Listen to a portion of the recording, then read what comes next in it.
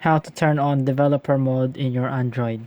So if you find this tutorial helpful, please subscribe to this channel and click on that bell icon on to be updated if there are new uploads in this channel.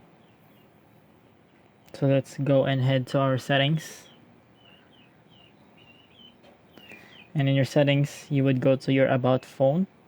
And then here, sometimes in some Androids, you can see the build number of your phone directly. But in my case, if you have it like this, go to the version and you would see the build number. And what you would do in the build number is to tap on the build number a few times, and you will see that I am already a developer. But if you are not, you can see a message that you are a developer and you have entered developer mode. So once you have done that, you are in developer mode. So I hope this tutorial helps. Thank you for watching.